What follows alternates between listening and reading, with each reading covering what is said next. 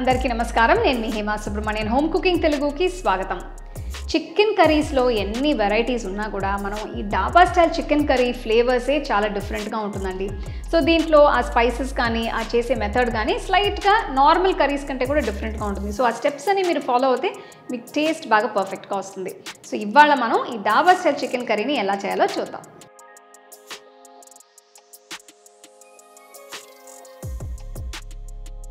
ఈ రెసిపీ కోసం నేను 1 కిలో చికెన్ని తీసుకుంటున్నాను.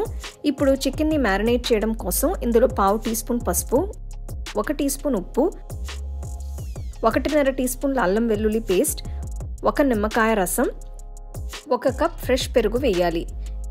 ఇదంతా బాగా కలిపి చికెన్ పీసెస్కి ఈ మ్యారినేట్ బాగా పట్టేట్టు చూసుకోవాలి. ఇప్పుడు ఇదంతా 30 నిమిషాలు పక్కన పెట్టి మ్యారినేట్ చేయాలి. నేను ఒక బాండీలో బిర్యానీ ఆకులు, 3 యాలకులు, 4-5 లవంగలు, చిన్న ముక్క దాల్చిన చెక్క, 2 నల్ల యాలకుల్ని వేస్తున్నాను. వీటిని కొన్ని సెకండ్ల పాటు లైట్గా రోస్ట్ చేసిన తర్వాత 1 టేబుల్ స్పూన్ అంత వెన్న వేయాలి.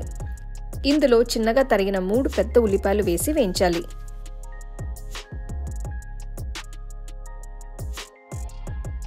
ఇవి ఇలా బ్రౌన్ రంగులోకి మారిన తర్వాత ఇందులో 2 టీ స్పూన్ల కాశ్మీరీ ఎండుకారం, 1 టీ స్పూన్ జీలకర్ర పొడి, 1 టీ స్పూన్ ధనియాల పొడి వేసి కలపాలి.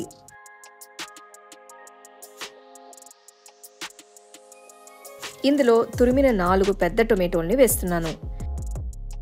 ఇదంతా బాగా కలిపిన తర్వాత 1 టీ స్పూన్ అంతా ఉప్పు వేయాలి. ఇప్పుడు చీల్చిన 2 పచ్చిమిరపకాయలని వేసి ఇందులో ఉన్న తేమ పోయేంత వరకు వేయించాలి. నెక్స్ట్ ఇందులో మ్యారినేట్ చేసి ఉంచిన చికెన్ మిశ్రమాన్ని మొత్తం వేసి కలపాలి. ఇప్పుడు చికెన్ ఉడకడానికి సరిపడా 1.5 కప్పుల నీళ్లు పోసి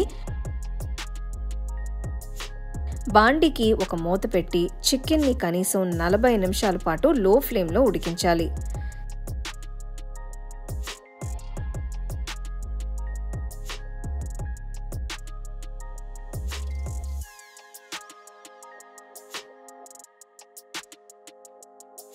చికెన్ సగం ఉడికిన తర్వాత మూత తెరిచి 1.5 టీ స్పూన్ల గరం మసాలా పొడి వేయాలి. అలాగే ఇందులో 2 టీ స్పూన్ల శనగపిండిని కూడా వేస్తున్నాను. ఇదంతా ఒక్కసారి మిక్స్ చేసి బాండీకి మళ్ళీ మూత పెట్టి కర్రీని ఇంకొక పావు గంట 20 నిమిషాల పాటు ఉడికించాలి. ఆ తర్వాత చూస్తే మీకు చికెన్ పూర్తిగా కుక్ అయ్యి కనిపిస్తుంది.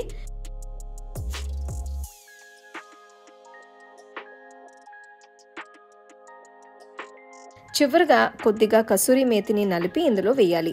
ఈ పాయింట్లో మీరు కావాలంటే రుచి చూసి ఉప్పు కారాలు ఏమైనా తగ్గితే యాడ్ చేసుకోవచ్చు. చివరిగా ఇందులో తరిగిన కొత్తిమీర వేసి పొయ్యి కట్టేయచ్చు.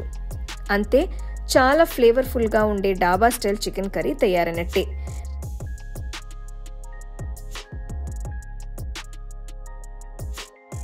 చూస్తానికి ఎంత బాగుంది కదా ఈ డాబా స్టైల్ చికెన్ కర్రీ. అరోమా కూడా అంత అద్భుతంగా ఉంటుంది. దీన్ని మీరు రోటీ, ఫుల్కా, నాన్, పులావ్ రైస్, ఏదైనా జీరా రైస్తో కూడా సైడ్లో సర్వ్ చేసుకోవచ్చు. చాలా రుచిగా ఉంటుంది. సో తప్పకుండా ట్రై చేసి ఎంజాయ్ చేయండి.